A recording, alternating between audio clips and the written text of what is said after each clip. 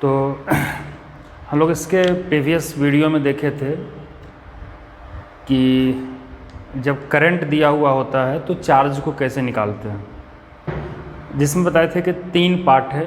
तो जिसमें हम लोग 2 पार्ट को डिस्कस किए हैं। एक था कि अगर करंट कांस्टेंट हो तब कैसे चार्ज को निकालेंगे। तो उसके लिए हम लोग सिंपल फार्मूला लगाए, डेल्टा क्यू बराबर आई इंटू डेल्टा टी।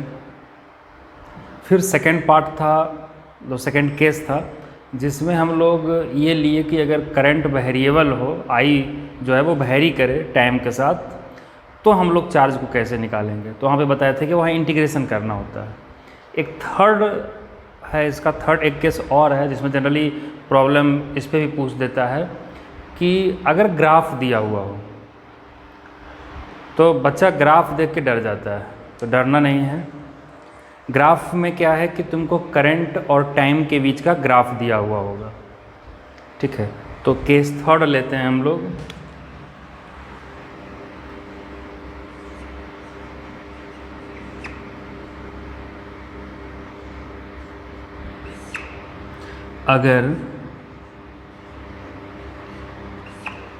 अगर आई वर्सेस टी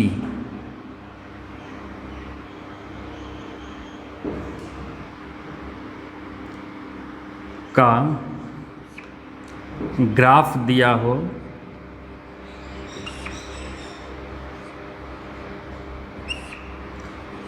ग्राफ दिया हो तो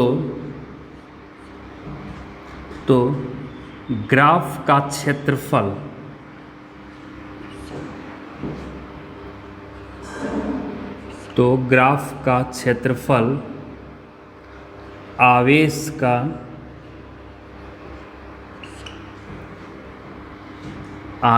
का मान देता है।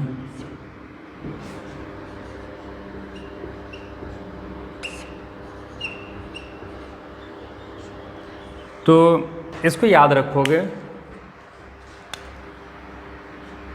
इसमें स्टार मार देना। चूँकि बाकी जो था वो तो फार्मूला पे हम लोग कर रहे थे, लेकिन ऐसा केस हो जहाँ पर कि ग्राफ दिया हो। वर्सस का मतलब होता है बीच में, है ना। तो आई और टी के बीच में जो ग्राफ प्लॉट किया गया उसी को वर्सस बोलते हैं। तो आई और टी के बीच में अगर ग्राफ दिया होगा और अगर हमको आवेश पूछ रहा है तो कुछ नहीं करना है, जो ग्राफ दिया हुआ है उसका जो क्षेत्रफल होगा वही आवेश का मान होगा। जैसे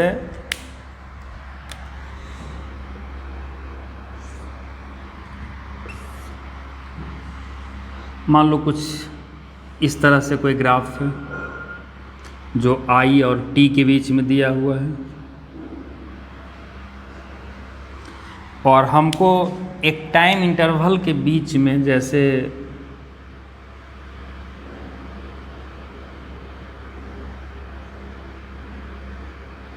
मान लो ये टाइम t1 है और ये t2 है। ये जो ग्राफ है ये धारा का ग्राफ है। धारा इस तरह से वैरी कर रहा है टाइम के साथ, पहले बढ़ा है, फिर घटा है, फिर बढ़ा है। तो t1 से t2 समय तक ये इसका ओरिजिन हो गया। और अगर कोई पूछता है कि t1 से t2 समय तक ये बताओ कि उस चालक से कितना आवेश प्रवाहित हो रहा था, तो हम लोग क्या करेंगे कि ये जो t1 से t2 के बीच का जो ग्राफ होगा, इसका जो ग्राफ है उसका जो एरिया होगा, ये एरिया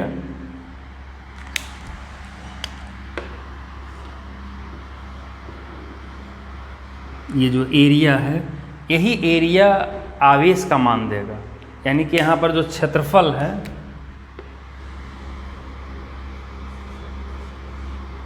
यानी जो एरिया है, ये बराबर हो जाएगा आवेश का।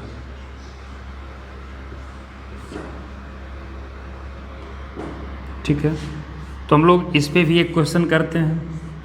इससे पीछे वाला में भी हम लोग 2 केस लिए थे, तो दोनों केस में एक एक न्यूमेरिकल करके हम लोग देखे थे। अब हम लोग तीसरा इसको लेंगे, तो तुम लोग वीडियो को रोक के इसको नोट कर लोगे। अब इसके बाद हम इसका क्वेश्चन लेते हैं, इस पर एग्जाम्पल लेते हैं कि आखिर ग्राफ रहेगा तो किस टाइप का, कैसे हम लोग कैलकुलेट करेंगे। तो समझ गए कि कुछ नहीं करना है, सिर्फ देख लेना कि आई और टी के बीच का ग्राफ है, जहाँ से जहाँ तक निकालना है उतना का एरिया निकाल लो। अब एरिया किस तरह का फिगर बन रहा है, हो सकता है कहीं ट्रायंगल बने, कहीं रेक्टेंगल हो, कहीं स्क्वायर हो, मतलब कहीं आयत हो, कहीं वर्ग हो, कहीं पे त्रिभुज बन रहा होगा। तो जो जिसका क्षेत्रफल होता है, जैसे त्रिभुज का क्षेत्रफल जो होता है उसका फॉर्मूला लगाएंगे, आयत का क्षेत्रफल जो होता है उसका फॉर्मूला लगाएंगे। तो जिस भी तरह से है, जिस किसी भी तरीके से जैसे निकाल सकते हैं उसका एरिया निकालेंगे, जो एरिया होगा वही उसके आवेश का मान देगा। ठीक है।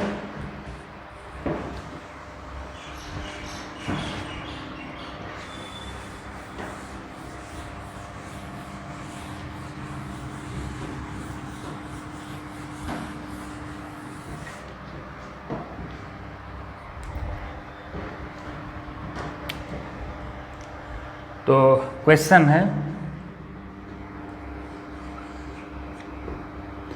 क्वेश्चन भी कह सकते हो, इसका एग्जाम्पल भी कह सकते हो, जो अभी हम जस्ट डिस्कस किए कि अगर किसी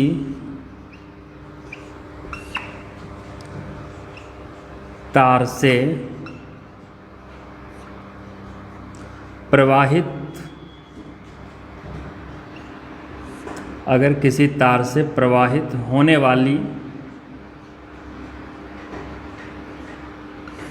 वाली धारा का मान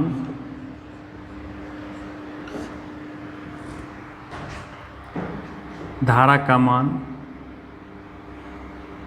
0 से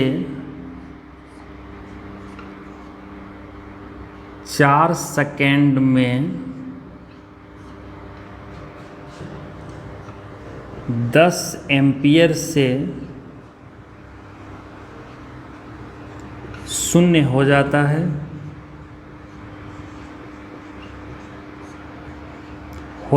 है, जैसा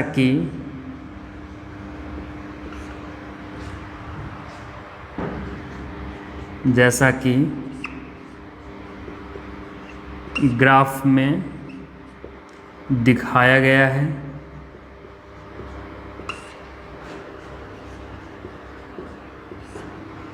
ग्राफ में दिखाया गया है, उस समय अंतराल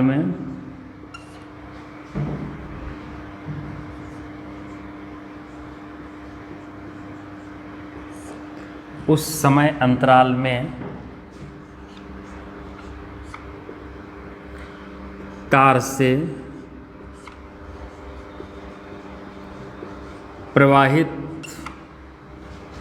होने वाले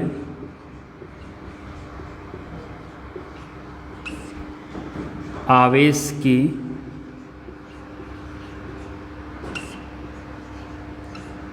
गणना करें।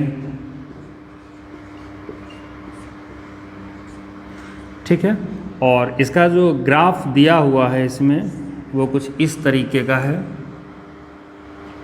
इस पे टाइम है जो सेकंड में है, और इस पे करंट आई है जो एम्पियर में है। तो यहाँ पे टी के बगल में एस लिख दिया, तो टाइम जो है वो सेकंड में है और धारा किस में, एम्पियर में है। और इसका ग्राफ कुछ इस तरीके से है कि जो 10 एम्पियर से 0 हो रहा है वो ऐसे हो रहा है, इस ग्राफ के अनुसार, मतलब इसका ग्राफ स्ट्रेट लाइन है। और ये 0 हो गया टाइम, यहाँ तक आने में 4 सेकंड लगा है। देखो 0 से 4 सेकंड में, है ना। तो और जब 0 था तो उस समय तार से जो धारा प्रवाहित हो रहा था वो 10 एम्पियर है, 10। यही क्वेश्चन है। तो इसमें कह रहा है कि ये जो 0 से 4 सेकंड का जो समय अंतराल है, इस समय अंतराल में इस तार से कितनी धारा प्रवाहित हो रही है। सबसे पहला काम तो तुम करोगे कि अभी वीडियो को पॉज कर लोगे, क्वेश्चन को पढ़ोगे, जैसा भी जस्ट इसके पहले कॉन्सेप्ट को बताए तुमको, वो कॉन्सेप्ट को यूज करके पहले खुद से बनाने का कोशिश करना। जब नहीं बने तब फिर वीडियो को आगे फॉरवर्ड करके देख लोगे। तो देखो हम लोग इसको सॉल्व करते हैं।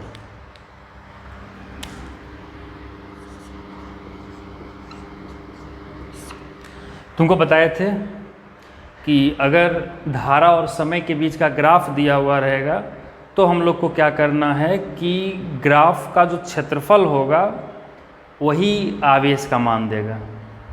तो यहाँ पे क्षेत्रफल क्या होगा, ये जो पार्ट है इतना, ये ज्योमेट्री तुमको देखने से लग रहा होगा कि ये ट्रायंगल है, इसी का क्षेत्रफल हमको निकालना है जिसको सेट किया है।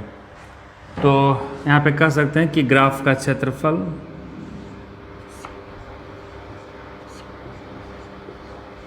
बराबर क्या होगा, आवेश।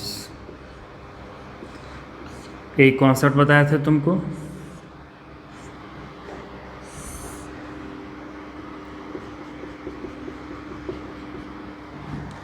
तो ग्राफ का क्षेत्रफल क्या होगा, क्योंकि देखो ये ट्रायंगल है। एक्चुअली ग्राफ को अगर एनालाइज करोगे तो क्या देख रहे हो कि जब टाइम 0 है तो करंट कितना है, 10 एम्पियर है। जैसे जैसे टाइम बढ़ रहा है करंट घट रहा है, लीनियरली घट रहा है ना। लीनियर मतलब रैखिक रूप से घट रहा है। तो जब 0 था तो 10 एम्पियर है, और जब 4 हुआ तो ये यहाँ पे आ गया इस एक्सिस पे, तो इस एक्सिस पे करंट का मान क्या होगा, 0 होगा। जैसे हम लोग कहते हैं कि अगर इसको एक्स एक्सिस इसको लेते, इसको बाई लेते, तो एक्स एक्सिस पे बाई क्या होता है, 0 होता है, और बाई पे एक्स 0 होता है। यानी यहाँ पे टाइम 0 है और यहाँ पर धारा 0 है। तो ये धारा 4 सेकेंड में 10 एम्पियर से कहाँ पहुँच गया, 0 पहुँच गया। तो हमको इसका क्षेत्रफल निकालना है। क्षेत्रफल क्या होगा, ये दिख रहा है कि ये राइट एंगल ट्रायंगल है, समकोण त्रिभुज है। इसका क्षेत्रफल क्या होता है, 1/2 गुना आधार और गुना ऊंचाई। तो हम लोग लिख सकते हैं यहाँ पे कि 1/2 गुना आधार और गुना ऊंचाई। तो यहाँ पे आधार कितना हो गया, 4, और ये ऊंचाई कितना हो गया, 10। तो 1/2 गुना आधार का वैल्यू 4 और ऊंचाई का वैल्यू कितना हो गया, 10। तो 2 से काट दो, 5 गुना 4 20। इसका मतलब है कि जो आंसर इसका हो जाएगा, आवेश बराबर 20 कूलम। आवेश हो गया 20 कूलम। कूलम इसलिए हुआ क्योंकि ये एम्पियर में था और ये सेकंड में है, तो जो आवेश का मात्रक होगा वो कूलम होगा, है ना। तो इस बात का ध्यान रखोगे सिर्फ कि जब जब आवेश निकालना होगा तुमको ग्राफ से, तो क्या करोगे कि उस ग्राफ का क्षेत्रफल निकाल लोगे, ठीक है। तो इसके बाद का हम लोग नेक्स्ट वीडियो में देखते हैं।